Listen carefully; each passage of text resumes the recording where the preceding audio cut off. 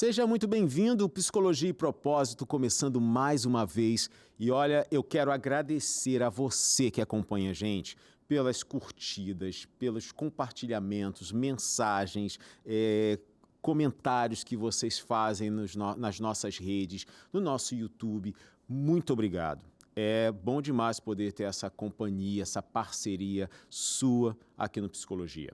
E olha, digo mais, se você tem alguma coisa que gostaria de palpitar para a gente, para trazermos aqui para o nosso programa, para a gente conversar, fique à vontade. Você sabe que aqui a gente trabalha muito juntos. Olha, hoje a gente vai trazer um assunto que parece que domina todos os noticiários da televisão. Se você é daqueles que ficam linkados no Instagram, sempre tem Rio de Janeiro informa, São Gonçalo informa, né? Zona Norte informa. Pois é. E ali é lamentável, mas a gente vê muitas notícias de criminalidade, de abuso, de violência. Esse é o quadro que a gente, às vezes, quando liga a TV, bota no jornal e tem notícias assim. A gente fica com um pouco de medo. Saio de casa, não saio, para onde eu vou, para onde eu não vou. Pois é. E existe um universo por trás disso. Aquela pessoa, o criminoso, ele envolvido em algum ato, ele precisa de defesa. Isso é direito por lei. Ele tem um advogado de defesa, se não tiver como pagar, a Defensoria Pública indica um advogado para defendê-lo. Eu sempre quis falar isso, que eu ouço em filmes, mas eu nunca tive a oportunidade de falar essa frase. Mas, enfim, a questão é, como é que funciona isso? Como é que a defesa de um criminoso acontece dentro da lei e na psicologia? E aqueles encontros entre o criminoso e a vítima? A gente tem muita coisa para falar hoje no programa. Eu estou aqui, ele que é advogado criminal, vai conversar com a gente, Leonardo Couto. Seja bem-vindo, tudo bem? Tudo bem, meu cara. Obrigado pelo convite. Prazer recebê-lo aqui. Eu não estou nessa beca toda de gravata, então, até porque o advogado sempre tá assim... Não tem escolha, né? Tem que estar... Até o advogado criminal precisa se vestir assim para ir no presídio, por exemplo, uma delegacia? Assim, obrigatoriedade... Tem nada a ver com a nossa entrevista de hoje, é só por curiosidade. Não, mas a obrigatoriedade é mais no tribunal, em audiência, em ato público, assim. O presídio não precisa. Mas assim, acaba sendo um padrão do advogado usar gravata no dia a dia, mas eventualmente, na sexta-feira, dependendo do lugar, você pode relativizar isso aí. Mas é porque também impõe um certo respeito, né? Para não virar bagunça o negócio, eu acho bacana. Na faculdade é muito comum vermos quem é aluno do curso de Direito. Sempre vão assim, na beca. Aí os de jornalismo vão mais largados. Os de história... Nem se fala. Aí vai, assim vai, gente, assim vai. Mas falando aqui sobre a questão da justiça e os direitos e o trabalho de um advogado criminal. Sempre roda na cabeça das pessoas, advogado criminal, é o que defende o bandido? É isso? Infelizmente, sim, né? Muitas vezes o mensageiro é confundido com a mensagem, né? Então, muitas vezes, o advogado fazendo um trabalho ali como defensor do direito da pessoa, eu gosto de sempre usar um paradoxo assim, com a medicina. Ou de fazer até de alguma comparação, melhor dizendo, com a medicina. Para explicar que o médico, quando chega alguém lá baleado, ele não pergunta qual o caráter dessa pessoa. É bom filho? Bala foi de quem? Foi do policial ou foi perdida? Bom pai? Ou ele quer fazer o melhor para a saúde daquele indivíduo. E Sim. a gente pensa assim também como advogado. É claro que, eventualmente, o advogado pode ter um lado político, ou ter uma informação que ele prefere atuar no ambiente, mas muitas vezes está fazendo a defesa daquela pessoa. Sim. E a sociedade ainda peca no sentido de entender que aquele advogado está fazendo a função dele como médico faz, como alguém que vende uma comida para esse cara, também não está sendo de alguma forma conivente, está só vendendo um alimento. Então, muitas vezes, o advogado ele é confundido e acaba sendo até, de alguma forma, curioso e engraçado pra gente. Assim, o advogado costuma, né? Eu falo que ser confundido de alguma forma é como o médico vê sangue. Cada dia mais vai ficando normal. A gente vai entendendo, ó, cara, isso aqui é um comportamento emocional da pessoa. É que fica no senso comum, é assim, se está defendendo é porque concorda, é porque acha que o que ele fez está certo. Isso. E não tem nada a ver, porque você pode defender alguém que cometeu um crime que você é completamente contra aquele crime, não concorda, acha que tem que ser punido, mas vale do direito daquela pessoa de ser defendida no tribunal. Claro. É mais ou menos assim? Perfeitamente. Para dar um exemplo. Por exemplo, alguém cometeu um crime de 157, um roubo. Ele chega na delegacia e, pela foto, uma vítima identificou com um cara parecido com ele. Ele responde ali na delegacia, que a gente fala que é ser investigado no inquérito policial, chega um processo, 2 roubos, ou seja, 2 casos do artigo 157, que a gente fala popularmente. Chegando lá, ele está respondendo por 2 crimes, ele cometeu um só. Só que existia ali um mapa, algumas imagens de pessoas parecidas com ele, mas de fato não era.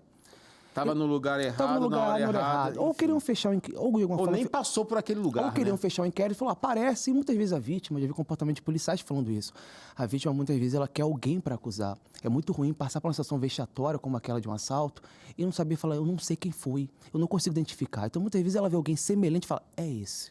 E muitas vezes não é. Então, É mesmo? acontece com muita frequência. Então, o que é importante pensar? Nesse exemplo, é justo ele responder pelos 2? Então, assim, a discussão não é se ele é criminoso ou não. Ele cometeu o crime. Mas De um ele vai ser punido, agora do outro que ele não cometeu. E quem consegue fazer essa diferença, quem consegue evidenciar as inconsistências, ou a falta de informação, ou o ímpeto pessoal de alguém que está analisando. Geralmente isso não acontece, mas pode acontecer. E a função do advogado é exatamente essa. Então, muitas vezes, é conseguir separar o joio do trigo, que inicialmente parece tudo igual. É tudo semelhante, mas não é idêntico. Entendi. E essa é a maior missão de Isso. um advogado criminal. Isso aí. Aí a gente vê assim, né? Por exemplo, tem um advogado familiar que ele lida com pensão, com guarda, Alimentos, guarda compartilhada, alimentos, essa coisa toda. E assim, a gente está muito acostumado. Agora a questão do criminal é um homicídio, roubo,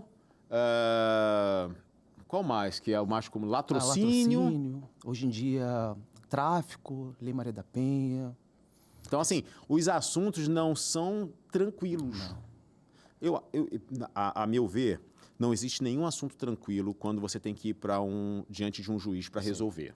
Até a lei a defesa do consumidor.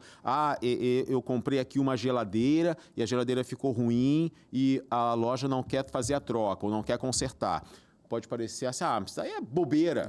Bobeira para quem não depende daquela geladeira, que tem um idoso ou uma criança que precisa de alimento fresco, conservado.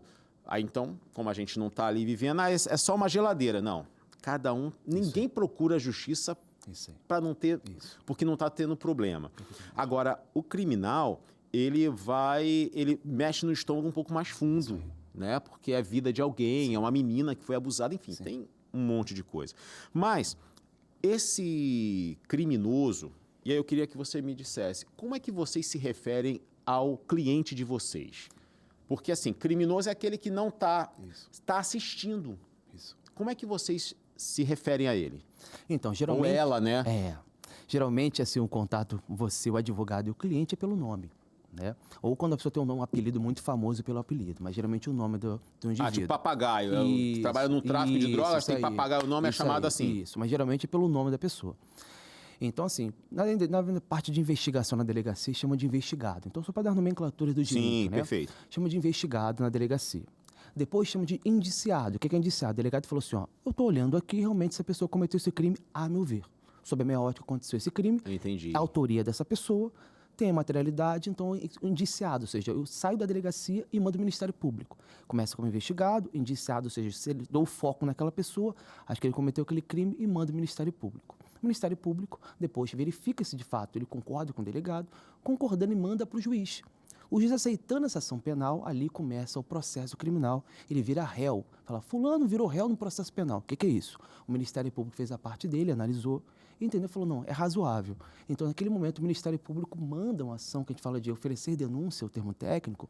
O juiz fala assim, realmente, tem justa causa, ou seja, tem um mínimo de requisito aqui para ser aceito. Ali a pessoa se torna réu, vai virar réu até a sentença, vai sendo réu até a sentença, e depois entra com apelação, se for necessário recorrer, entra como apelante. Mas a nomenclatura funciona assim, indiciado, no caso da delegacia, após o delegado entender que é legítimo, vai direcionado para o Ministério Público, vira réu na sequência, e depois, no máximo, vira um apelante, se for eventualmente apresentar um recurso. Então, enquanto for indicado, indiciado, réu, vamos até o réu, ele ainda não é culpado. Não, não é. Porque não tem nada que... Não foi batido o martelo de que é ou que não é. Isso. Presumidamente inocente, é o termo que a gente utiliza no direito. Ok. E aí, a gente tem um pouco de... E aí eu falo isso da grande maioria. Claro, claro. Né? Existe uma certa resistência e dificuldade Sim. de olhar com empatia. Sim. Seja para o indiciado, o réu, enfim. Sim. Né? E como é que é para ele receber esses olhares dessa forma? Assim, acho que de alguma forma, quando alguém escolhe, eu tenho uma opinião assim que é até um pouco, como vou dizer assim, acaba sendo uma exceção no meu meio. Mas muitas vezes o criminoso no município do Rio de Janeiro, eu não falo pelo país inteiro nem pelo estado, mas no município do Rio de Janeiro, alguém comete um crime, geralmente tem instrução para isso. Ou quando não, faz uma escolha. Né? Então a pessoa já está sabendo os riscos disso. Você perguntar a um criminoso, a gente lida com todos eles assim, no escritório a gente pega todo tipo de crime, a gente pega estupro, um site que eu falei, roubo, traficante, assim, qualquer natureza. A gente não faz uma acepção de crimes, não aceito isso, aceito aquilo. Mas muitas vezes, perguntando, eles sempre perguntam, cara, mas por que você cometeu esse crime? Qual foi a finalidade e tal? E muitos não falam... Todos eles têm uma justificativa? Tem. Todos têm uma justificativa, mas não um motivo. Certo. O que é isso? Eles podem justificar, mas pela ótica da pessoa que está ouvindo, pode não ser plausível. Eu entrei pro tráfico porque eu precisava de dinheiro, não tinha emprego. Isso. Eu agredi e cometi esse homicídio porque fulano falou e agrediu minha mãe ou minha mulher, deu em cima da minha mulher, e aí, no impulso... Isso. Existe uma fala na psicologia que... Agora eu estou meio na dúvida se foi na psicologia ou na comunicação, mas que todo culpado, ele se considera inocente porque ele tem um porquê de ter feito aquilo. Eu avancei o sinal, acabei atropelando ali fulano e fulano foi a óbito, claro. Mas é porque eu estava atrasado. Né? Sempre tem alguma coisa... eu não posso dizer que seria uma desculpa, porque para aquela pessoa, para o réu, aquilo não é uma desculpa, claro. É uma justificativa. É justo o que eu fiz por conta disso. Isso. E aí? Assim, isso acontece muito mais, a meu ver, né, no âmbito da Lei Maria da Penha. Relações entre ex-companheiros e companheiras, ex-mulheres e ex-companheiras e ex-esposas, enfim, no âmbito geral da Lei Maria da Penha. Nesse contexto, geralmente, por ter que ser carregado de emoções, a pessoa cometeu um crime, ela tem uma justificativa que ela tem que ser plausível. Mas quando você tira essa visão e coloca, por exemplo, nos crimes que a gente chama tradicionais, mais habituais, em casos de delegacia, de flagrante, geralmente a pessoa cometeu aquele crime, a pessoa tem discernimento que dali não é correto. Certo. Então, o ponto é, quando a pessoa está na Lei Maria da Penha, ela tende a ter um pouco mais de emoção por aquilo. E automaticamente, embora seja reprovável, porque... E embora não exista mais aquele crime passional, né? Como por muitos anos... Isso, legítima defesa da honra, isso não cabe. Não tem mais. Mas o ponto ele entende porque existe um fator emocional que ele tem razão aqui, mas eu fiz tal coisa. Às vezes eu até falo, cara, cuidado com o que você está falando, porque pode soar machista. Mas eu bancar... Calma, cara, não é o momento de falar isso. Então, muitas vezes ele confunde as estações. Mas o cliente, por exemplo, comete crime de assalto, de tráfico, os crimes habituais que a gente cansa de ver. Ele sabe que está no caminho errado. Ele sabe que está no caminho errado. Tá. Então, de alguma forma, ele fala, não... Pega a pergunta que a expressão que ele fala, não, perdi. Ou seja, ele já sabe que, de alguma forma, algo não está tão certo. Então, ele não está ganhando. Então, muitas vezes, assim, eu tenho muita tranquilidade em falar isso, muitas vezes os clientes, eles sabem que pode acontecer, faz parte do know-how ali do crime. Certo. Então, assim, esse tipo de conduta já não tem essa coisa de, mas ele não discute tanto. Ele, doutor, como eu vou sair, como é que vai ser? Ele já quer saber o próximo passo, ele não discute mais as nuances da prisão. Ele quer saber como é que vai ser, eu vou sair ou não. Então, geralmente, o passional tem essa questão emocional envolvida os crimes tradicionais, ele segue mais assim, beleza, fui preso, doutor, o que eu posso fazer para sair daqui? É quase a pergunta sequência. O crime passional não existe mais, mas as emoções elas podem ser usadas para defender o seu cliente? Então, assim, o crime passional acaba sendo um contexto, né? Então, assim, crime passional existe, o que não existe mais é por exemplo, fala assim, o crime passional como se fosse, é um crime passional, então não vai ser punido, ou de alguma forma tentar amenizar isso. Se o cara cometer um feminicídio, embora ele pode ter argumento passional, ele vai responder por aquilo. Mas o fato de ter uma emoção envolvida não vai amenizar a pena dele? Ou ameniza? Então, não. Nesse caso que eu estou te falando, a legislação entende que quando existe uma provocação iminente, ou seja, uma provocação naquele contexto, pode ser uma diminuição de pena. Mas não é qualquer maneira, tem que analisar o caso a caso. Entendi. Então, geralmente, o crime passional tem que ser analisado de forma precisa, mas muitas vezes a justificativa só por ser passional ter diminuição de pena, não. Então, a diminuição de pena, até a legítima defesa no processo criminal, o contexto é rei. Então, muitas vezes, crime passional tem diminuição de pena? Não necessariamente. Entendi. Então, tem que analisar o caso concreto para saber, mas existe uma possibilidade no ordenamento jurídico de ter uma diminuição quando você é provocado naquele contexto, naquela iminência do crime. Tá, eu estou perguntando isso porque as emoções é um diamante que a gente trabalha na psicologia. Claro. Né? E o controle das emoções, o reconhecimento das emoções é fundamental para que você possa viver em equilíbrio. As emoções básicas que nós temos, né, como raiva, tristeza, alegria, nojo e medo, são as 5 básicas. Sim. Elas são fundamentais. Claro. Né? O fato de eu olhar para os 2 lados da rua antes de atravessar, porque eu tenho medo de ser atropelado. Claro. O fato de estar tendo uma troca de tiros, eu não vou entrar aí porque eu tenho medo de tomar uma bala perdida. O fato de eu ficar com raiva porque eu não consegui correr a meia maratona me faz ter mais impulso para eu tentar de novo. Então, as emoções, elas são fundamentais para a gente. Sim. A questão, e aí mora um grande perigo, é quando essas emoções nos dominam. Isso. Né? O controle das emoções por isso que eu falei que é um diamante na psicologia, porque a gente lida com pessoas que chegam, não, eu quebrei tudo em casa porque eu estava com raiva. Isso. Tá, mas por que deu raiva? Tem até um caso curioso, eu vou parafrasear esse caso, né? Porque eu não vou expor um paciente, até porque tem a questão do vínculo terapêutico, né? E a ética terapêutica, psicoterapêutica, que a gente não vai falando assim. Mas, por exemplo, uma paciente que é movida por raiva, ela contava com que alguém a ajudasse. E aí ela chegou, ele não estava pronto para ajudar. Aquilo foi um início de um processo de raiva. Depois ela deixou cair uma coisa no chão que ela teve a explosão de raiva, que ela amassou tudo com a mão. E aí, quando eu questionei, né, quando eu provoquei, falei assim, mas quando é que você sentiu que ficou com raiva? Quando a tampa caiu no chão. Eu falei assim, mas foi aí mesmo? Ou foi porque você contava com alguém que não estava pronto para te ajudar na hora que você precisava e aquela pessoa tinha a obrigação de te ajudar? Ela, é verdade, foi daí, porque eu comecei a ficar impaciente, comecei a reclamar e tal e tal. A última gota foi a tampa cair no chão.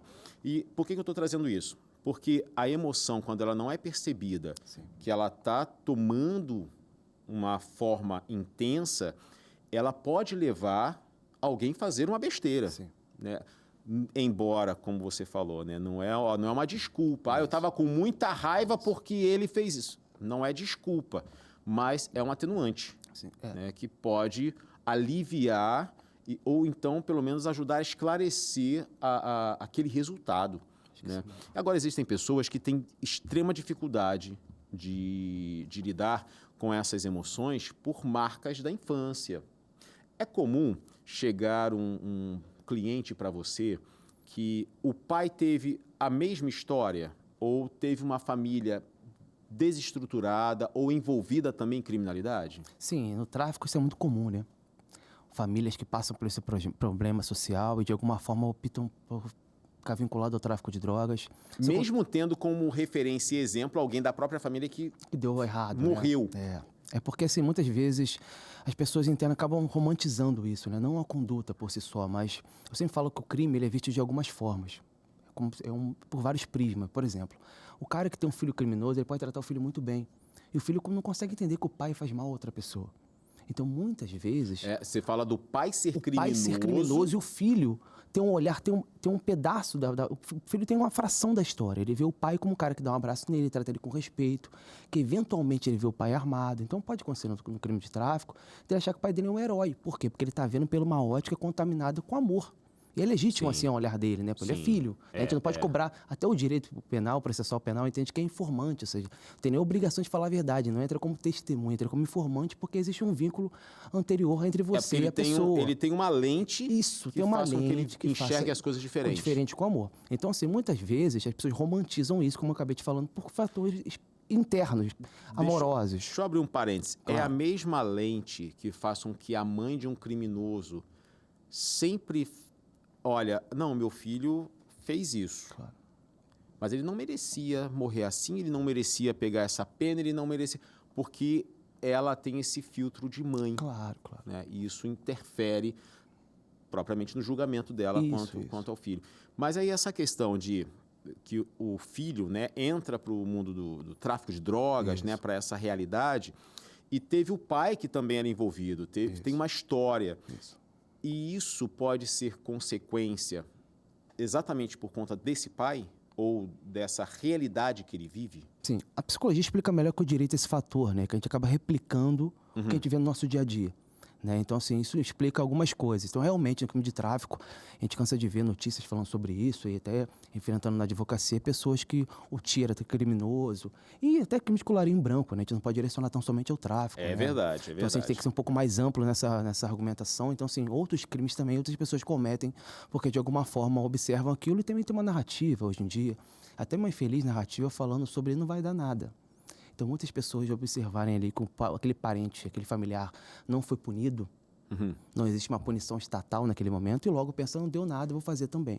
Então, a psicologia explica melhor que o direito esse fator de replicar métodos, né, comportamentos do seu dia a dia, mas você percebe que isso acontece? Acontece, sim. É comum no direito isso acontecer. Então, por isso que eu trouxe essa questão, para saber se era tão evidente assim. Sim. Então, acontece com muita frequência.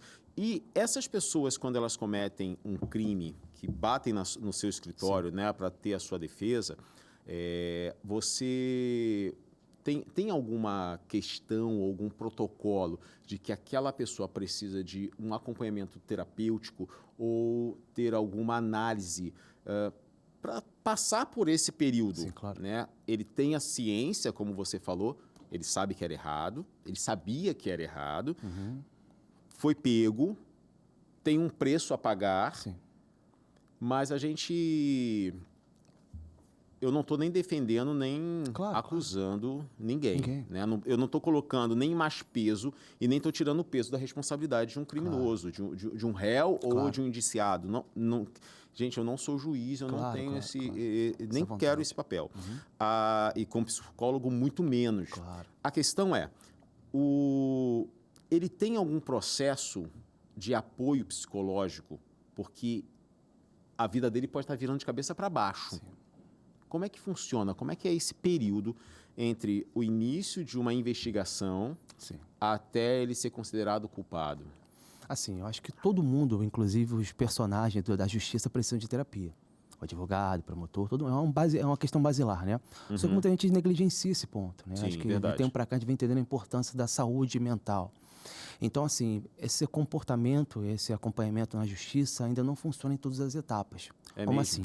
Crimes de natureza sexual, por exemplo, existe a psicologia de forma muito assertiva. Sua psicologia vem fazendo um trabalho voltado para vítimas, para crianças que estão abusadas. Mas aí é a vítima. A vítima. Não o criminoso. Não, o criminoso. E nesse caso, o seu cliente é o que está sendo investigado. Isso aí.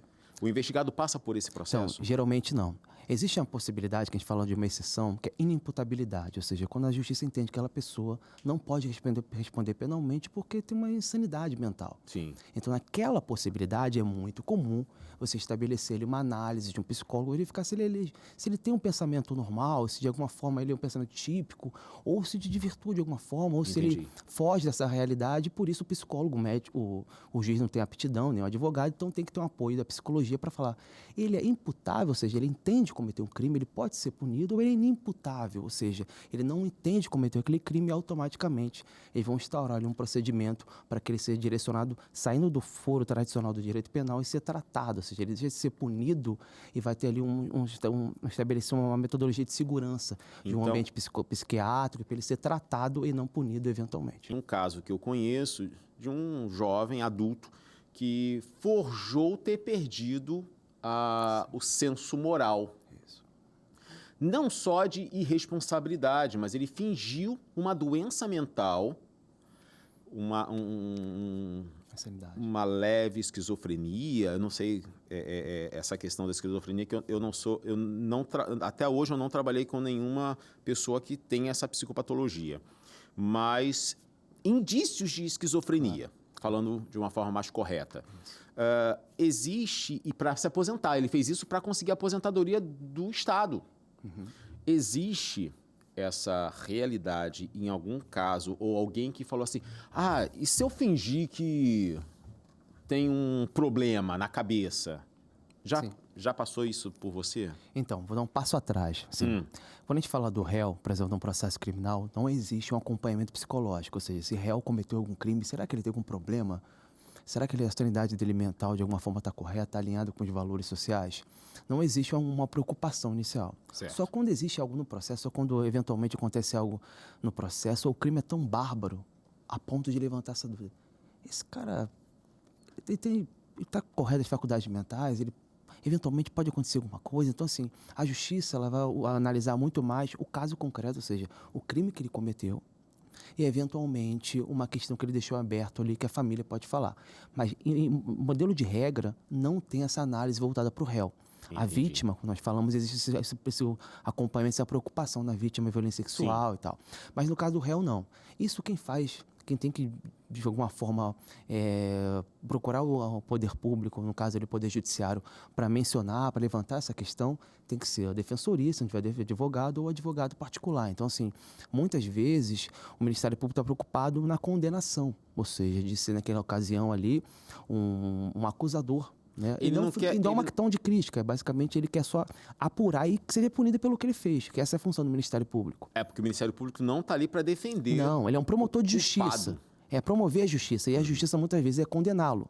Né? E a nossa função como advogado é trazer um outro prisma, você trazer uma outra visão. Então, voltando ao eixo da pergunta, o Ministério Público não usa como base esse tipo de como que está a vida, como está a questão, a saúde psicológica do réu. Não tem como base, como referencial, como padrão, esse tipo de comportamento. Ele não se preocupa tanto e é a função do advogado levantar essa questão. Certo. E muitas vezes pode ser mal interpretado como uma tese defensiva, buscando naquela conjuntura o melhor cenário, que é a não punição. Porque a pessoa, aliviar a pena. Aliviar a pena. Né? Porque quem é inimputável, ou seja, que não tem a capacidade de discernir o correto pela ótica da justiça, ele não é punido criminalmente. Ele tem que ter um acompanhamento de psiquiatra. Então, ele é colocado num cenário diferente de um presídio. Então, pela ótica inicial, pode ser um jogo melhor do que ser preso e condenado tradicionalmente. Certo. Então, muitas vezes, o advogado levantar essa questão, levantar essa bola, pode ser mal interpretado. Então, por isso, a psicologia é tão importante. Então, agora, pessoas usam isso de maneira equivocada? Infelizmente, usam, né? Mas, muitas vezes, isso acontece de verdade. E o advogado, por estar clamando ali, pedindo uma coisa que ninguém está se preocupando inicialmente, pode, de alguma forma, entendido como uma tese defensiva. Mas o advogado, quando levanta essa questão, geralmente ele tem razão. Por quê? Porque não é um padrão de comportamento. O advogado foca no fato. Até porque se ele fizer, pode ser um tiro que sai pela culatra, ele não vai fazer em qualquer situação. Ele vai, vai tentar já ter algum respaldo, né? Para não se expor. Sim. E perder antes de começar no julgamento. Né? Claro. É possível... e aí a gente vê, né, que somos uma coletânea de experiências. Sim. Uma pessoa que cometeu algum crime, eu já estou falando de alguém que é réu, claro. que está ali já para ser julgado, ele até tem provas, o Ministério Público tem provas de que ele realmente cometeu. Sim. E aí, ele, como todas as outras pessoas, ele tem um acúmulo de impressões. Sim. Da família, da sociedade, sim, do trabalho, dos amigos, do vício. Sim. Né? Isso é levado em conta na defesa? Sim. Muitas vezes, assim, né, quando você entra num processo criminal ou numa investigação, você é persona não grata. Então, você chega, eu até falo que o advogado criminalista tem que ter plena consciência que ele chega para atrapalhar a festa. E qual é a festa? É aquele clamor social da condenação, da punição. Persona não grata é aquele que, olha, você não é bem-vindo aqui. Isso. Vai embora, deixa que eu resolver o problema. É o que algumas pessoas, de forma equivocada, errada e criminal, tentam fazer a justiça com as próprias mãos. Isso aí. Né? Então, Pode falar. E às vezes a gente até entende, né? Depende da natureza do crime, daquela comoção, né? Como ser humano. Sim. Né? Não é o correto, eu falo, tem coisa que é imoral, mas não é ilegal. E tem coisa que é ilegal, mas não é imoral. Então, verdade. assim, vou ter essa dicotomia. Mas o ponto quando existe um processo criminal e existe naquela conjuntura ali impressões das pessoas, então, assim, o réu no processo, tem um professor que fala muito bem sobre isso, né? Que o processo criminal, em nome de uma proteção, ele vai te batendo durante o processo inteiro. Por quê? Se você vira réu no processo, socialmente você é condenado. Exatamente. Outra coisa, existe uma cautelar, que é uma prisão que você está respondendo o processo de forma... uma prisão temporária, uma prisão preventiva. É uma prisão que não fala de mérito, ou seja, o cara pode ser inocente e cumprir uma prisão temporária ou preventiva. Mas ele está numa prisão. Em termos simples, está numa prisão, fez alguma coisa errada. Exato. Então, o processo penal... Aí vem com aquela máxima, onde tem fumaça tem fogo. Isso, e não necessariamente. Então, assim, muitas vezes, você pensar, quando alguém responde um inquérito policial, já liga um alerta. Uhum. Em palavras simples. Quando uma pessoa vira réu ou vira ré num processo criminal, automaticamente você já coloca como condenada. Só que para a gente do direito, por isso tem essa diferença às vezes de ótica, que o advogado, existe uma base no direito penal que é a presunção de inocência. É um pressuposto, ou seja, não tem que falar em processo sem presunção de inocência. Uhum. Você começa o processo sendo entendido pela justiça como absolvido, ou melhor, como inocente. Então, naquela oportunidade que você é inocente, tem as impressões, tanto social, as impressões do próprio juiz. Muitas vezes você pega um caso Bárbaros, que saiu numa emissora, ou saiu num grande jornal de circulação, que as pessoas daquele ambiente estão pensando, cara, esse cara fez isso mesmo, ele tem que ser condenado. Automaticamente, as impressões, elas vão um processo. Tem um juiz aqui do Tribunal do Rio de Janeiro que fala que quando a mídia entra de uma porta, o direito sai por outra. Sim, verdade. Ou seja, verdade. Muitas vezes o policial ou alguém ali, o próprio Ministério Público, os personagens da justiça, eles querem uma resposta rápida para a sociedade. E muitas vezes E às vezes prematuro. nem rápida para a vítima. É prematuro. E o direito penal, ele pensa em punir. Dificilmente o direito penal consegue dar uma sensação para a vítima que possa, de fundo, dar um acalanto. O direito civil faz isso, ele dá ele responsabiliza, ele indeniza. Uhum. O direito criminal, ele pune muitas vezes. E a punição para a vítima pode ser uma resposta. Mas, assim, pensar na vítima, o direito penal não é o melhor instituto. Acho que o direito penal, ele pensa em punir quem cometeu e, automaticamente, pode ser interpretado isso como uma vitória da vítima. Agora, da mesma forma que somos influenciados pelas pessoas que nos cercam, né, e da nossa história, é comum você ver ou você usar essa estratégia para defender um cliente? Vamos trazer o caso de feminicídio, né? O camarada cometeu um crime e violou o direito da mulher. A questão é que ele veio de uma história em que o pai fazia isso com a mãe e até com ele. Ele foi construído em cima disso. Isso pode influenciar na maneira como ele vai ser julgado? Então, todo crime doloso contra a vida é julgado por um conselho de sentença, ou seja, pares, pessoas da sociedade que formam um conselho para julgar. E naquele momento que estão julgando o crime contra a vida, né, eles podem levar em consideração a função da defesa naquele contexto e por que o Tribunal do Júri é um lugar específico para isso. Porque tem tempo de fala, a oralidade respeitada ali. Então, o advogado pode falar. E tem casos que saíram em séries, em pontos, falando sobre isso, né, que o advogado conseguiu, por ter bastante tempo, explicar o contexto familiar. Certo. Porque isso é levado em conta Isso é levado mesmo. em consideração. Por quê? Porque quem está julgando não é um juiz. Porque, tecnicamente, aquilo dali pode ser um absurdo. Mas quando você consegue ver um outro olhar, um outro prisma daquele contexto, e por isso que o advogado no Tribunal do Júri tem tempo hábil para fazer isso. Num processo tradicional, por exemplo, se fosse julgado por um juiz, ele seria condenado, ponto. Mas muitas vezes isso pode ser levado em conta. Eu falo que o direito não existe forma de bolo, não existe assim, vai dar certo ou vai dar errado. Muitas vezes é o caso a caso. Depende do juiz também. Depende quando do juiz. Não tem esse júri. Isso, quando é um júri, depende do júri do conselho de sentença e ali o advogado conseguir, de fato, apresentar um contexto que minimamente, não precisa ser 100%, mas que minimamente dê sentido à conduta dele, porque as pessoas vão falar, realmente ele passou por isso, mas o crime, se for muito bárbaro, ele choca. Fala assim, beleza, eu até entendo, cara, mas eu vou condenar. Então, muitas vezes, o papel do advogado é conseguir fazer uma imersão no conselho de sentença. Cara, calma aí, você vai entender a realidade junto com ele. É como se fosse uma caminhada na história, né? Por que eu trago isso? Porque psicologicamente, a gente sabe que o ambiente nos influencia. Sim, muito. Né? E aí você imagina, alguém que viveu sob um ambiente de muita violência, agressão e violência de vários níveis, não só física, mas verbal, psicológica, patrimonial. E, de certa forma, ele está acumulando aquilo tudo como algo normal. Sim. Normal, vou usar entre aspas, né? Porque o que é o normal? A gente fala ordinário no direito, né? Ordinário, Isso. tá aí. É o comum. Não, porque olha só, meu pai chegava em casa e batia na minha mãe. E minha mãe não ia embora. Sim. Nem ia para a polícia. Minha mãe aceitava. Sim. Ela chorava e tudo mais, ficava roxa. E no outro dia, ela acordava, fazia tudo. E eu comecei a...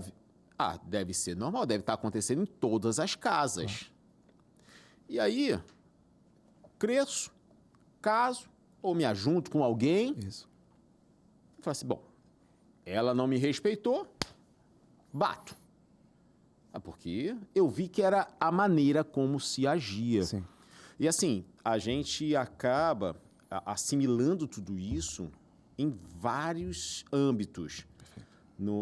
Aqui a gente está falando de direito criminal, de questões de crimes, e às vezes crimes hediondos, né? Tudo tem suas explicações. Sim. Mas a convivência a gente leva para tudo. Né? Você que via que talvez sua mãe não fazia janta e você cresceu sem janta, vocês fazem um lanche. Sim. E você tinha que ir para a cozinha fazer o lanche. Aí você cresce e você acha que aquilo é o comum, que a família funciona desse jeito, até que você ouve alguém falando assim, não, lá em casa a gente janta, isso. Lá em casa minha mãe vai para a cozinha, sim. Meu pai vai para a cozinha, prepara a janta, faz alguma coisa. Então, assim, o hábito muito repetido, ele acaba se tornando... uma vivência muito repetida acaba se tornando um hábito. Isso. Não, é assim que funciona. Padrão, né? Num percentual, quanto isso contribui para a defesa de um réu? Então, vai depender muito do crime. Sim. E das consequências do crime. Então, por exemplo, num caso... Vamos focar nesse do feminicídio, sim. Que, infelizmente, é grande o número desses casos, né? Como seria? Então, assim, um percentual para ser objetivo, né? Talvez uma média, né? Uma média, né, cara? Difícil falar... Isso depende de uma grande pesquisa, Claro, mas assim, de forma empírica, né? 20%. 20% contribui. Contribui você contar uma história. Mas, assim, a maneira que o crime aconteceu, eu acho que seria o rei desse contexto, né? Entendi. Porque, assim, muitas vezes o cara pode falar, realmente, eu fui criado num ambiente tóxico. E você entende isso. Fala, realmente, ele foi uma vítima também dos pais. Uhum. Mas a forma como isso se deu, e a gente parte de um princípio hoje da tecnologia, do conhecimento da informação. E o júri, ele vai levar em consideração também esse contexto, ou seja, o lapso temporal, quando isso aconteceu, ou seja, ele se relacionou outras vezes, ele teve tempo de aprender. Então, muitas vezes, isso pode, de alguma forma, explicar. Então, você ter 10% a 20% ali, mas mudar o cenário, ou seja, conseguir uma absolvição a partir disso, depende de uma construção. É fraco. É muito fraco. Por si só é fraco. Você acha que a psicologia conseguiria contribuir com esse âmbito criminal de defesa das pessoas? A psicologia, no contexto de defesa, é indispensável, ainda mais no crime contra a vida, né? Quando envolve o tribunal do júri, existem advogados que contratam psicólogos para analisar as expressões faciais das pessoas. Ou seja, do próprio conselho de sentença, ou ter alguém que possa... enquanto está rolando ali a audiência, tem um camarada do advogado de defesa observando o júri. Sim.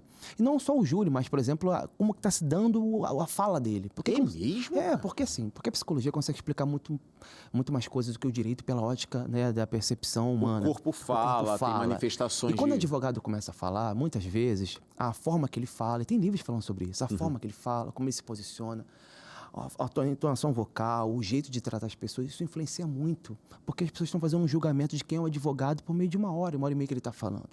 Então, quando ele começa a falar, as pessoas estão construindo, a partir daquele posicionamento dele, uma visão, se ele é um cara legal, se ele é um cara de forma errado. Você está falando a verdade? Falando a verdade. Então, assim, o olhar, você não conhece a história daquele advogado, então você está olhando para ele, está tendo uma impressão dele. E por isso é muito importante você saber como se posicionar, não tentar ganhar no grito, desrespeitoso. Às vezes você é um advogado, uma promotora mulher, tem que ter cuidado com o que você vai falar com ela. Porque você pode ser mal interpretado pelo júri. Por exemplo, um caso de feminicídio, como você falou, o conselho de sentença é formado por pessoas. Você vai colocar mais homem ou mais mulher. Você vai vetar inicialmente homens e mulheres. Então, assim, como você fala no contexto de crime contra a vida, tudo importa. Então, assim, são vários detalhes que podem chegar a um ponto principal. Se tiver num caso de feminicídio, você defendendo o agressor e uma promotora mulher defendendo a vítima e você, na defesa, fala de uma maneira Grosseira, né? grosseira com ela, você pode destruir o seu caso ali assim. E assim, muitas vezes eu falo com o advogado, ele tem que se despir do seu ego e ver o melhor para o cliente. Então, por exemplo, você pode enfrentar a autoridade, eu falo com o advogado, ele vai de alguma forma aprendendo a lidar com a autoridade. Na delegacia, o delegado é a autoridade. Na vara, o juiz é a autoridade. Então, tudo quanto é lugar que a gente frequenta, tem uma autoridade ali que tem um poder. Sim. Então, o advogado está acostumado a lidar com esse tipo de contexto. Então, muitas vezes, quando você fala com uma promotora para um tribunal do júri, ou até numa audiência, tem que ter muito cuidado como você fala aquilo. Não só por ser uma autoridade, mas no tribunal do júri, num caso sensível, porque vão olhar para você e vão fazer um julgamento. Porque o advogado, como eu disse, ele é muito confundido, o mensageiro com a mensagem o tempo todo. Ou seja, tu olha para um advogado criminal, dependendo do crime que ele está envolvido, que ele está ali fazendo um papel dele como advogado, automaticamente é colocado como um associado. Deve estar ganhando alguma coisa aí com esse crime. Vamos partir dessa premissa. Ele já está como associado do criminoso, ou a gente fala faz parte da mesma réu no facção. processo. Aí, quando ele fala alguma coisa, tu já está esperando um erro dele para falar assim, viu? Aí, ó, ele defende. Então, sempre eu tenho muito cuidado quando falar... Que pressão, hein? Que pressão. Então, eu tenho muito cuidado para falar do cliente, para não colocar ele no lugar de vítima. Porque também, como você é realista no tribunal do júri, tem advogados que começam falando, ó, o meu cliente é traficante, sim. Por que ele faz isso? Para ele quebrar essa primeira barreira de contar mentira. Porque quando você mostra a pessoa que você é um cara passível de confiabilidade, gera uma coerência. Então, a psicologia, eu falo que está muito ligada ao direito. Mais do que a gente, assim, do que a nossa classe entende. A psicologia faz parte, de fato, do direito, porque tudo tem a ver com a psicologia. E por isso, cada dia mais ela vem tomando espaço no direito. Existe agora o perito criminal, né, entre os psicólogos que tem explodido aí, porque muitos estão se especializando só para preparar essa documentação. Sim. Porque, gente, existem acertos e erros também, tá? Não é só porque o psicólogo fez ali, ó, tá certo. Não é bem assim. Pensa igual, cara. Porque, às vezes, o psicólogo ele pode cometer uma falha, né? Eu já vi casos de pai e mãe separados e a criança... Eu só não vou ser preciso se era menino ou menina, não lembro agora. Ele foi para casa do pai, final de semana, né? Geralmente é o final de semana sim, não e tal. Ele foi, e quando ele voltou, a mãe percebeu uma agressão sexual na criança. Sim. Então ela não deixou mais ele ir. Sim. O que o pai alegou? Alienação parental. Foi para a justiça. Sim. A mãe respondeu também, contratou advogado e foi. Chegando lá, pediram laudo pericial do psicólogo. E o psicólogo teve com a criança. Avaliou tudo. E qual foi o laudo? Não, o pai nunca abusou daquela criança. E ele voltou a ter contato com o pai. 2 ou 3 semanas depois, a criança foi morta pelo pai.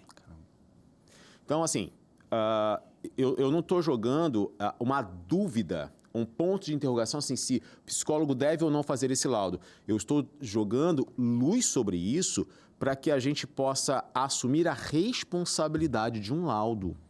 Porque você pode beneficiar uma vida como você pode acabar com uma vida tendo um laudo. O psicólogo vai lá e faz um laudo de alguém que cometeu um crime e... ele não tem nenhuma doença mental. Esquizofrenia? Não, ele não tem esquizofrenia.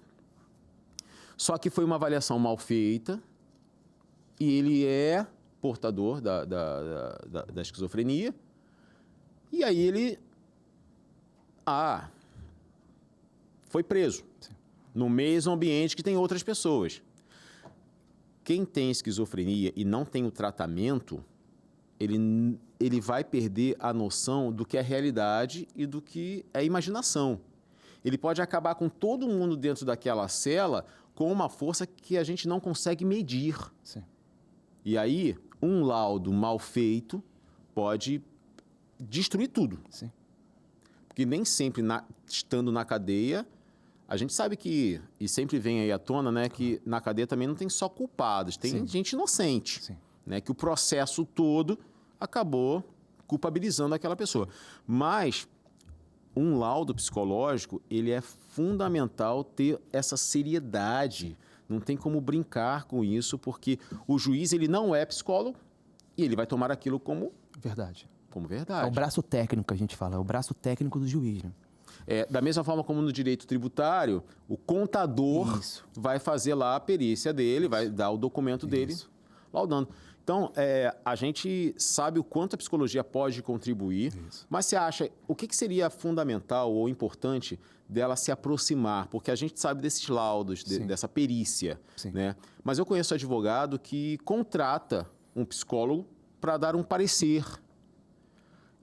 Possivelmente, esse psicólogo contratado por um advogado, ele não vai ter o mesmo poder do juiz chamando um psicólogo, porque ele vai tender a achar que aquele psicólogo está favorecendo o cliente. Isso existe mesmo? Sim. E muitas vezes, assim, profissionais de alto gabarito são negligenciados por, de alguma forma, estarem sendo habilitados ali por uma parte do processo. E se você pegar para ver o currículo do cara que foi nomeado e do que foi contratado pelo advogado, às vezes não tem nem discussão. Realmente, o cara que foi contratado pelo advogado é referência nacional naquele assunto. Mas por ser, de alguma forma, particular, ele entra com parcialidade, ou seja, parece que ele tem um olhar já, de alguma forma... É um óculos, um filtro ali já está contaminado.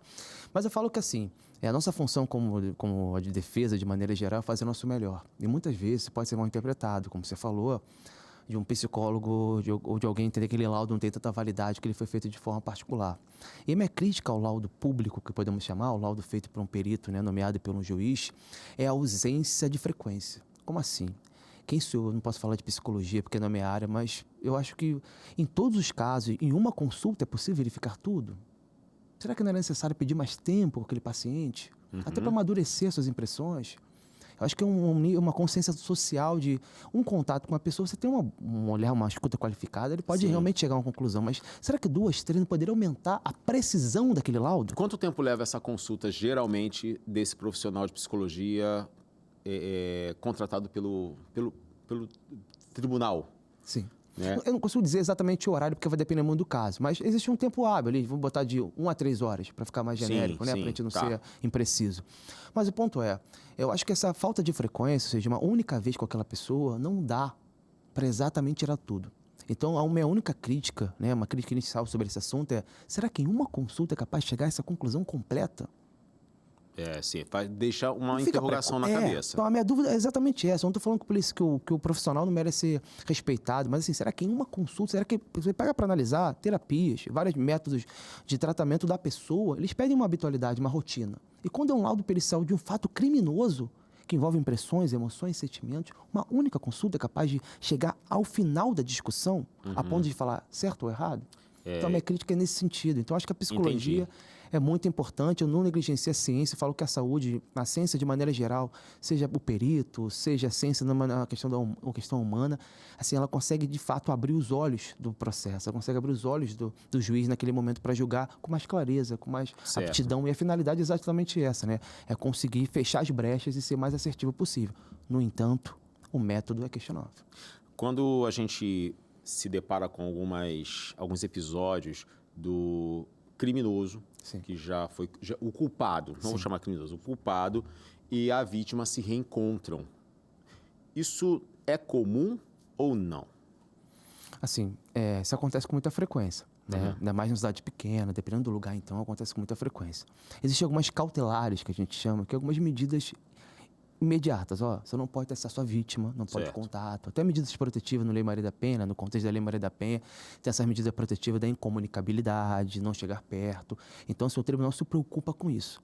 Mas, eventualmente, a condenação acabou, cumpriu toda a pena, ele pode encontrar a vítima, né? Então, assim, isso acontece e para a vítima tem até uma discussão que são dois polos, né? Um lado entende que ele ficou pouco tempo preso, tinha que ficar mais, e outro lado a pessoa fala, cara, já cumpriu tanto da pena, então eu mereço ir para a rua. Então, assim, isso acontece dependendo do local, do estado, mas se a justiça, o poder judiciário entender de maneira geral que é perigoso esse contato inicial, eles vão estabelecer algumas cautelares que a gente chama, que é basicamente umas medidas para evitar problemas assim de forma básica, sabe? A questão é que essas medidas, mesmo tendo o distanciamento exigido por lei, o medo predomina sobre as vítimas, principalmente em casos de violência contra a mulher. Tem muitas que não saem de casa, que não denunciam, porque, não, mas ele vai passar aqui na minha rua e não vai ter nenhum carro da polícia aqui para me proteger, eu vou ficar abandonada, né? Então, essas ações e reações da justiça e as emoções, elas estão extremamente ligadas. Por isso que eu fiz essa pergunta aqui já para a gente fechar, porque acabou o nosso tempo, rapaz. Passa muito rápido. Doutor Leonardo, obrigado pela sua participação aqui. Foi muito bom. Eu falei, né, no início, eu não lembro de ter entrevistado algum advogado criminal ao longo desses anos, mas gostei muito assim, de ter uma outra visão, vejo de um outro prisma, né, essa área que... Às vezes a gente, não estou falando que a gente tem que, vamos defender o criminoso porque ele precisa de cuidadinho. Não, ele cometeu o crime, ele tem que pagar e a vítima foi a vítima e precisa de cuidados. Mas para que a coisa aconteça de forma equilibrada, né? Que tenha, assim, uma certa controle. Vamos fazer o que é certo. Não aquilo que a gente acha que é o certo, né? Mas obrigado pela sua participação. Deixa pra gente o seu contato, se você usa Instagram ou se você deixa o contato do escritório, para quem quiser tirar dúvidas e até procurar seus serviços. Obrigado, foi um prazer participar, muito bom. E eu vi que já começou a ter mais cuidado na hora de falar criminoso, réu, a consciência é importante nisso, Sim, né? é verdade. E assim, o seu cuidado, o seu zelo em falar é muito importante, que demonstra o respeito por isso.